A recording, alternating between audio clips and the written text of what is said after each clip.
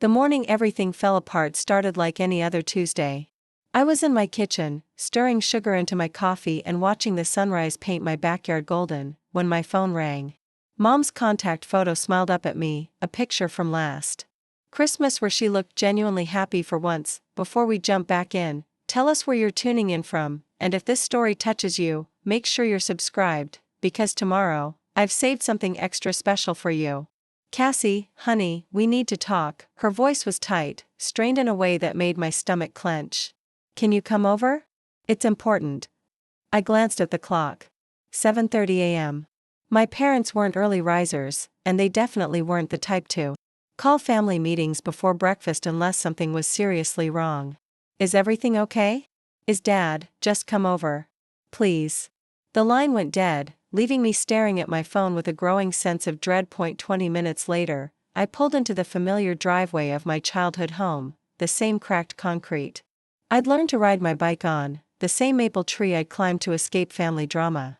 The house looked smaller than I remembered, its blue shutters faded and peeling at the edges. Dad answered the door before I could knock.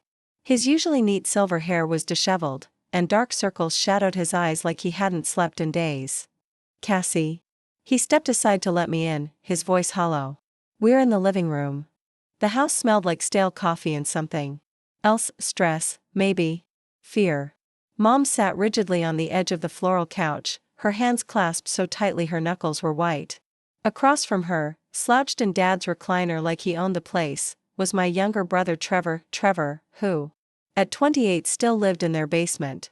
Trevor, who borrowed money he never paid back and treated family dinners like free restaurants. Trevor, who somehow always managed to be the victim in every situation, but today, something was different. Today, he wore a smug expression that made my skin crawl. There she is, Trevor said, not bothering to stand. The golden child finally graces us with her presence. I ignored him and looked at my parents. What's going on? Preparing and narrating this story took us a lot of time, so if you are enjoying it, like this video, it means a lot to us. Now back to the story. Mom's voice came out as barely a whisper. We need to ask you to do something. For the family. What kind of something? Dad cleared his throat, his eyes fixed on the carpet. We need you to sign the house over to Trevor. The words hit me like a physical blow. I actually took a step backward, my hand instinctively reaching for the doorframe to steady myself. I'm sorry, what? The house, Cassie, Mom said, tears beginning to well in her eyes. Your house. We need you to transfer the deed to Trevor. My house. The Victorian I'd bought 3 years ago with my savings from working 60-hour weeks as a software engineer. The house I'd spent every weekend restoring, stripping wallpaper and refinishing hardwood floors until my hands bled.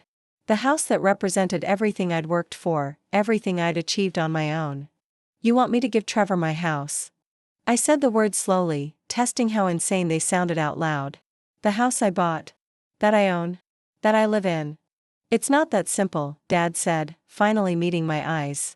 Trevor's in trouble, Cassie. Real trouble. Trevor leaned forward, and for the first time, I noticed his hands were shaking. I made some bad investments. Got involved with some people who aren't exactly patient about getting their money back. How much? I asked, though I wasn't sure I wanted to know. 200,000, he whispered. I felt the blood drain from my face. 200, Trevor, what the hell did you do? It was supposed to be a sure thing. His voice cracked. Cryptocurrency, leveraged trading. I was going to make enough to buy my own place, maybe help Mom and Dad with their retirement. But the market crashed, and now, he didn't finish, but he didn't need to. I could see the fear in his eyes, the same look he'd had as a kid when he broke something valuable and was waiting for the consequences. So you want me to give him my house to sell, I said flatly. To pay off his gambling debts. They're not gambling debts. Trevor snapped. And I wouldn't sell it. I'd live there, take care of it. You could move back in here with Mom and Dad until you figure something else out. I stared at him, incredulous. Move back in? I'm 32 years old, Trevor. I have a life, a career, a mortgage I've been responsibly paying for 3 years. A mortgage we co-signed, Dad said quietly. The room went silent except for the tick of the old grandfather clock in the corner. I turned to stare at my father, feeling Like the floor had just disappeared beneath my feet. What? Mom was crying openly now.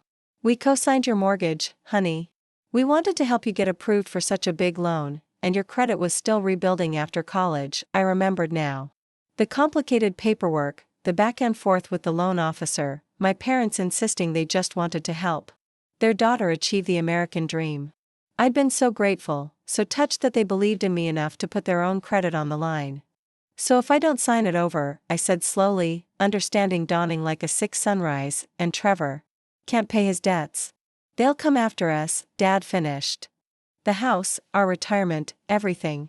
We're guarantors on his loan too. I sank into the nearest chair, my mind reeling. You co-signed for both of us? His investment loan and my mortgage? Trevor had the decency to look ashamed. I told them I was buying investment property. Technically, I wasn't lying, I was investing Mom and Dad's guarantee. You son of a, Cassie. Mom's voice was sharp. He's still your brother. My brother who just manipulated our parents into risking everything they own. I stood up, pacing to the window and back. Do you understand what you've done? If I don't give up my house, these people will take Mom and Dad's house anyway.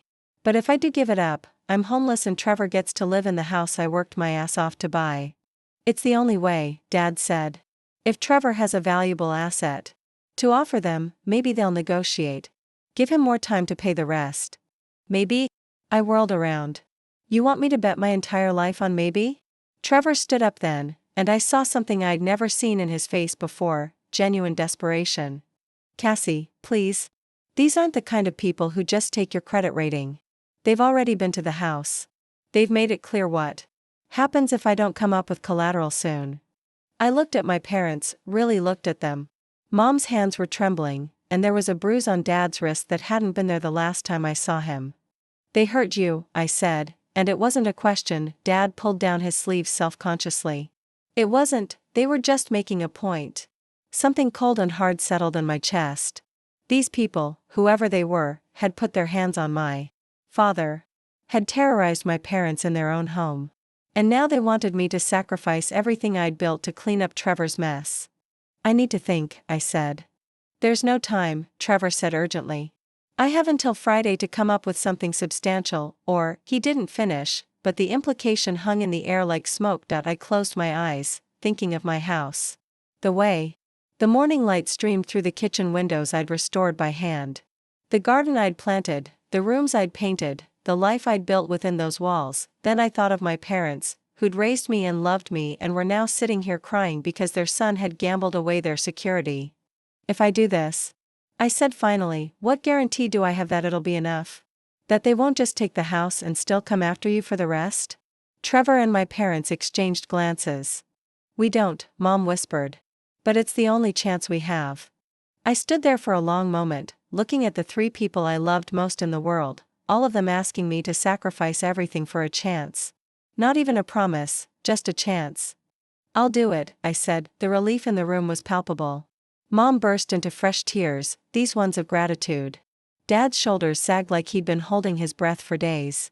Trevor actually smiled for the first time since I'd arrived. But, I continued, and the word cut through their relief like a knife, I have conditions. Trevor's smile faltered. Conditions? First, you're going to get help. Real help. Addiction counseling, financial counseling, whatever it takes to make sure this never happens again. He nodded quickly. Of course, absolutely. Second, you're going to pay me rent. Fair market value. This isn't a gift, it's a sacrifice I'm making to save our family. Cassie, Mom started, but I held up my hand. Third, the moment you can buy me out or find another solution, you will. I want a legal agreement that gives me the right to buy the house back at current market value whenever I'm financially able. Trevor's face was pale, but he nodded. Okay. Yes. Whatever you want. I pulled out my phone. I'm calling my lawyer. We're going to do this right, with proper contracts and protections. No more handshake deals that leave people vulnerable. Dad stood up and hugged me then, and I could feel him shaking. Thank you, sweetheart. I know what this costs you. Did he, though? Did any of them understand that I wasn't just giving up a house, I was giving up my independence, my security, my proof to myself that I could make it on my own? The paperwork took 3 days. 3 days of lawyers and contracts and watching Trevor fidget nervously every time his phone rang. 3 days of packing my life into boxes and trying not to cry every time I looked at something I'd worked so hard to afford. Friday morning, I handed over the keys. Trevor stood in his driveway, holding them like they might bite him. "Cassie, I swear I'll take care of it. I'll fix this." I nodded, not trusting my voice. Behind him, I could see the house that had been my sanctuary, my achievement, my home. Now it was just a building again. "Take care of yourself," I said, and walked away. I moved back into my old bedroom at my parents' house that night. The walls were still painted the pale yellow I'd chosen when I was 16, and my old desk was still pushed against the window where I used to do homework and dream about my future. It felt like stepping backward in time.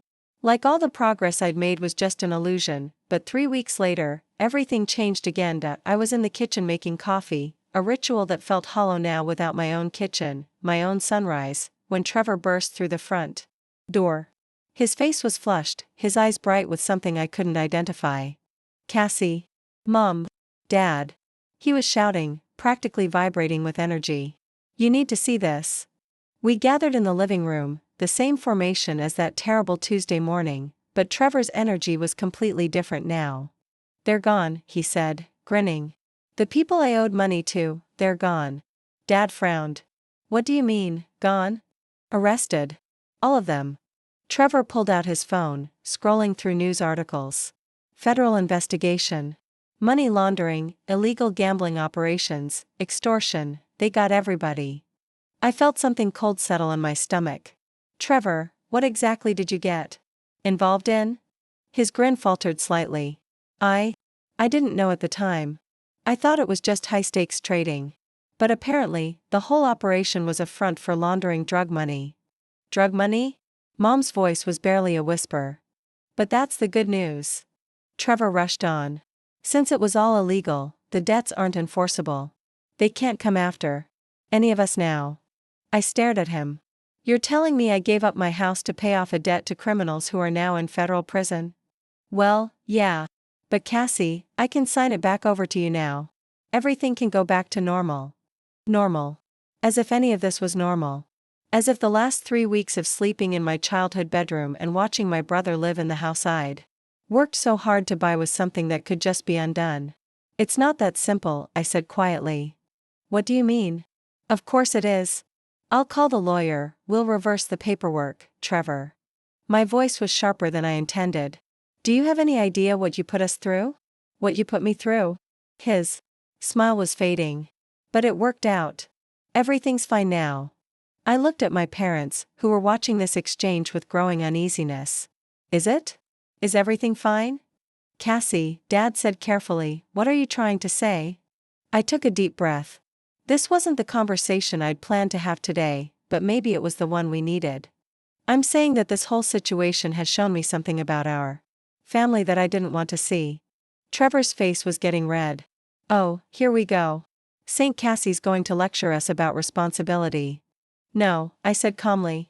"I'm going to tell you what I realized while I was lying in my old bedroom for the past 3 weeks." I looked at each of them in turn. When Trevor screwed up, again, the solution wasn't for him to fix it. It wasn't for him to face the consequences of his choices. The solution was for me to sacrifice what I'd worked for to bail him out. "That's not," Mom started. "It is, though." I stood up, feeling steadier than I had in weeks. "And this isn't the first time. Remember when Trevor crashed his car in college? I gave up my spring break trip to help pay for the repairs. When he couldn't make rent after graduation, I loaned him money that I never saw again. When he wanted to start that business that failed after 6 months, I co-signed the credit card debt." Trevor was quiet now, but his jaw was clenched. Every time Trevor makes a bad choice, the family rallies to fix it. And somehow, I'm always the one who pays the price. "We were just asking for help within the family," Dad said. "That's what families do." "No, Dad. What families do is support each other. What we do is enable Trevor and sacrifice Cassie." The silence that followed was deafening. "So here's what's going to happen," I continued. "Trevor, you're going to sign my house back over to me. Today." "Of course," he said quickly. "I already said I would." and then you're going to move out. His face went pale. Move out? But where am I supposed to go? Anywhere but my house. I turned to my parents. And if you want to help him find a place, that's your choice. But it won't be with my money or my property. Mom was crying again. Cassie, honey, he's still your brother. I know. And I love him. But I'm done setting myself on fire to keep him warm. I pulled out my phone and called my lawyer while they all watched. Hi, Janet? It's Cassie Porter. I need you to prepare paperwork. To reverse that property transfer we did last week. Yes, I know it's unusual. No, there wasn't fraud, just a change in circumstances. When I hung up, Trevor was staring at me like he'd never seen me before. You're really going to kick me out? After everything we've been through? I'm going to reclaim my life, I said. There's a difference. What if I refuse to sign?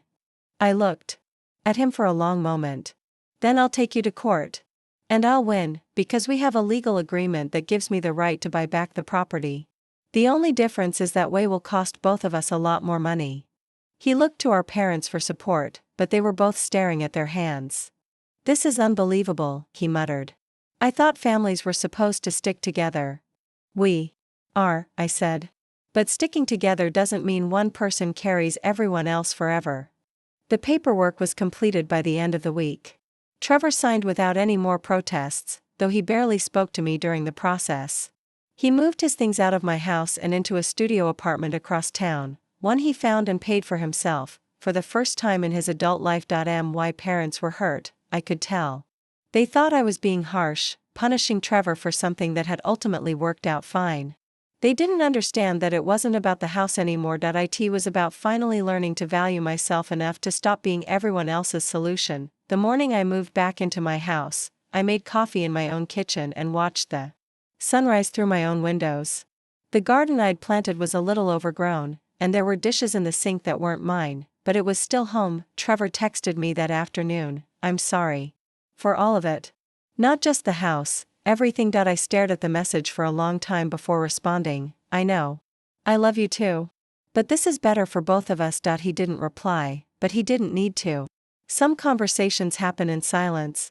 In the space between what we say and what we mean. 6 months later, Trevor got a job at a marketing firm. A real job, with benefits and a steady paycheck.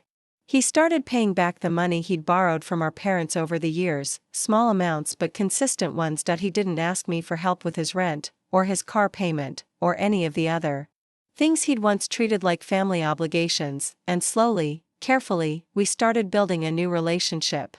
One where I was his sister, not his safety net. The house that had almost torn our family apart became the foundation for something better, a family where love didn't mean sacrifice, where helping didn't mean enabling, and where everyone was responsible for their own choices. It wasn't the family I'd grown up in, but it was the one I chose to build, and for the first time in my life, that felt like home. Up next, you've got 2 more standout stories right on your screen. If this one hit the mark, you won't want to pass these up. Just click and check them out.